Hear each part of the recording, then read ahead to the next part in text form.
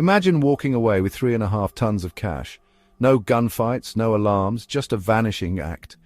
It sounds like something out of a Hollywood blockbuster, a plot so daring and unbelievable that you'd expect it to be fiction. But sometimes, reality is even more audacious than the movies. In August 2005, in the vibrant city of Fortaleza, Brazil, a group of criminals pulled off what would become one of the most legendary heists in history. They didn't just steal money. They made off with over 160 million reais, which at the time was about $70 million from the Banco Central vault. The sheer scale of the theft stunned the nation and sent shockwaves around the world. The discovery was as surreal as the crime itself. On a seemingly ordinary Monday morning, bank staff arrived for work expecting business as usual. Instead, they found the vault sealed tight, alarms undisturbed, and a gaping hole in the concrete floor where stacks of cash had once been securely stored. The scene was one of confusion and disbelief. There were no signs of forced entry, no broken locks, and not a single witness. The security cameras had captured nothing unusual. All that remained was emptiness and a growing sense of shock that quickly spread through the city. At the time, this was the world's largest cash heist, and it wasn't accomplished with brute force. Instead, it was the result of extraordinary patience, meticulous planning, and remarkable engineering skill. The thieves had orchestrated every detail, leaving nothing to chance. Rather than storming the bank, the criminals bypassed state-of-the-art security by going underground, literally. They spent months digging a tunnel beneath the city streets, working in secret, inching closer to the vault with every passing day. When the news broke, police were left scratching their heads and the public was left in awe. How could such a sophisticated operation unfold right under everyone's noses in the modern age? The audacity and scale of the crime seemed almost impossible. The operation was meticulously planned for months, if not years.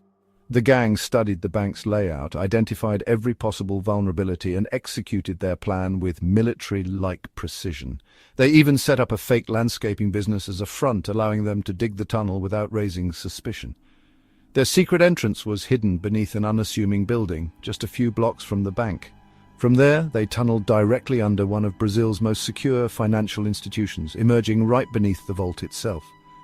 What followed was a story of ingenuity, teamwork, and eventually violence as the aftermath of the heist unfolded. The criminals' escape set off a nationwide manhunt, and the story gripped Brazil for months. The Banco Central heist proved that truth can be stranger and far more compelling than fiction. It became a symbol of both criminal genius and the vulnerabilities hidden within even the most secure systems. This wasn't just a robbery, it was a masterclass in criminal audacity, a blueprint for how far determination and cunning can go when combined with careful planning.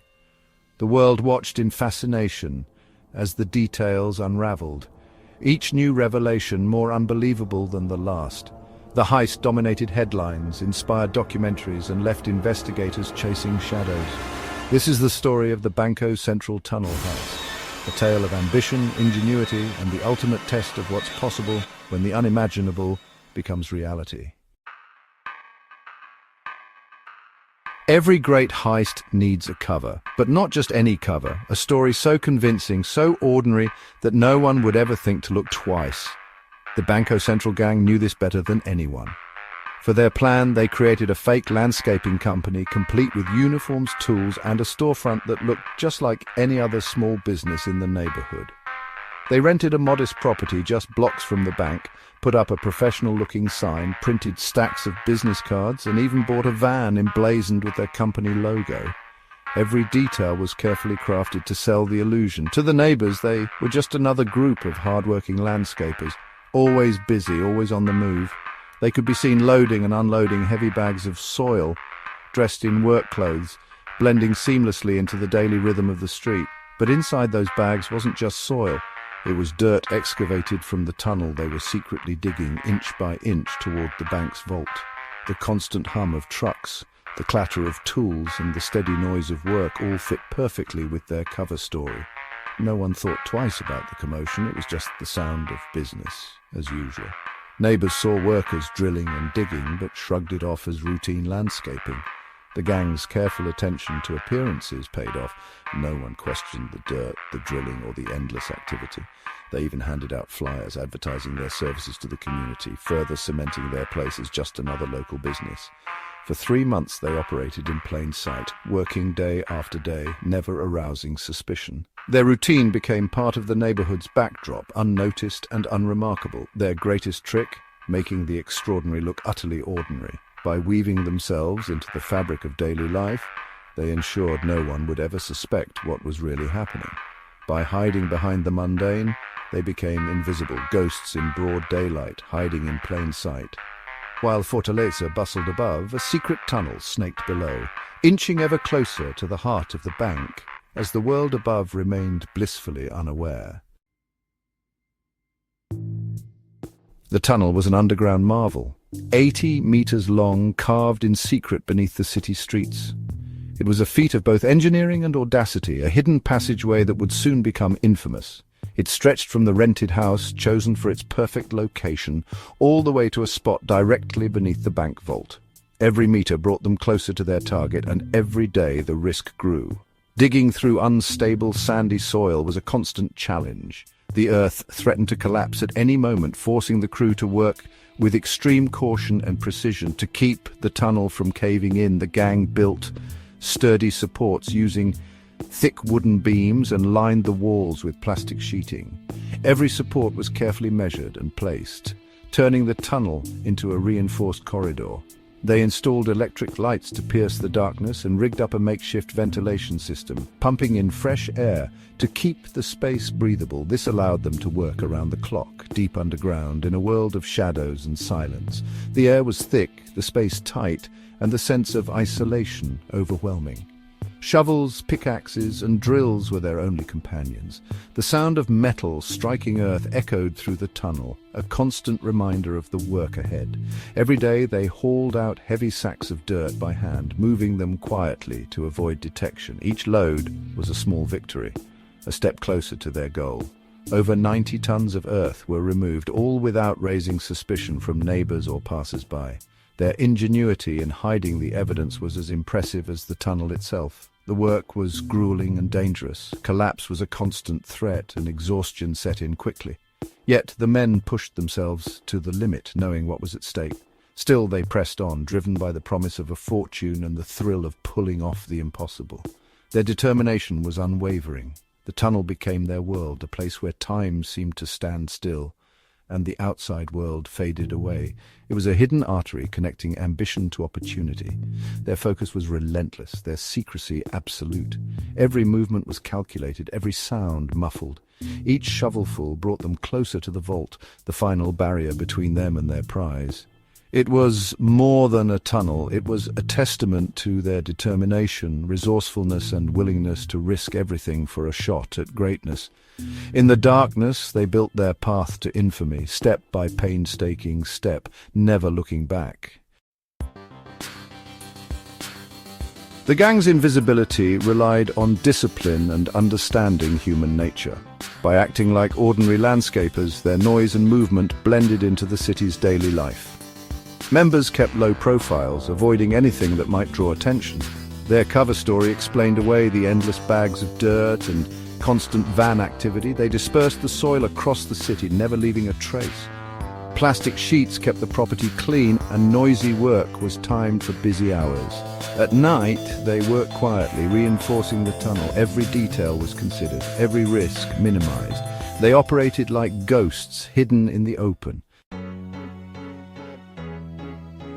After months of digging, the gang reached the vault's floor, right on target. The final breach happened over a weekend, giving them nearly 48 hours undisturbed. Security focused on the vault's doors and walls, but the floor was its weak spot. Using drills and jackhammers, they broke through a meter of reinforced concrete. The alarms stayed silent. The city above was none the wiser. Inside, they found stacks of used 50 real notes, millions in cash. The air was thick with the smell of money and victory. They had done the impossible. Breached one of Brazil's most secure vaults from below. The scene was surreal. Dirty, exhausted men surrounded by a mountain of cash. The hardest part was over. Now, they just had to move the loot. The perfect crime was nearly complete. All that remained was their escape. Moving 3.5 tons of cash through a narrow tunnel was a logistical nightmare. The gang formed a human chain, passing heavy bags from vault to house for hours. The loot used untraceable 50 real notes was perfect for laundering. Once the money was in the house, they loaded it into their vans and disappeared into the city. The fake landscaping company vanished overnight, leaving only tools and a gaping hole. When bank staff arrived Monday, the thieves were long gone. No alarms, no witnesses. Just an empty vault and a mystery. Authorities were left stunned by the scale and precision. The gang had pulled off a vanishing act for the ages. The world was left asking, how did they do it? The heist sparked a massive police investigation, but the gang had covered their tracks well. Still, small mistakes betrayed them. A prepaid phone card with a partially scratched barcode, a stray fingerprint on a van. These clues led police to the first suspects, unraveling the gang's network. Operation Mole spread across Brazil, following the money trail. The robbers spent lavishly, cars, mansions, businesses, drawing attention. One member bought 11 cars in a day, paying cash. Their sudden wealth made them targets for both police and criminals. The investigation snowballed, exposing the scale of the operation. The very fortune they risked everything for became their undoing. The perfect crime was starting to crack. The hunters were now the hunted. As police closed in, the gang's fortune became a curse. Rival criminals began kidnapping and killing the robbers for ransom. Key members were abducted and murdered, their wealth painting targets on their backs. Trust within the gang dissolved, unity gave way to fear. The mastermind, Alamao, evaded capture for years but was eventually arrested. Most of the money was never recovered, lost, hidden or spent. Over 130 people were charged. Many ended up dead or in prison. The heist's riches brought only tragedy. The cost of infamy was freedom and lives. The Banco Central heist left a permanent mark on Brazil and the world of crime. It forced banks to rethink security, especially underground. The story became legend, immortalized in books, film and documentaries. It captured the fantasy of beating the system, even as reality proved far harsher. Today, bank heists have moved from tunnels to keyboards, with digital thefts replacing physical ones. The spirit of the great heist lives on, but its methods have evolved. The tale endures, a testament to human ambition, ingenuity, and the high price of crime. There's always more to the story.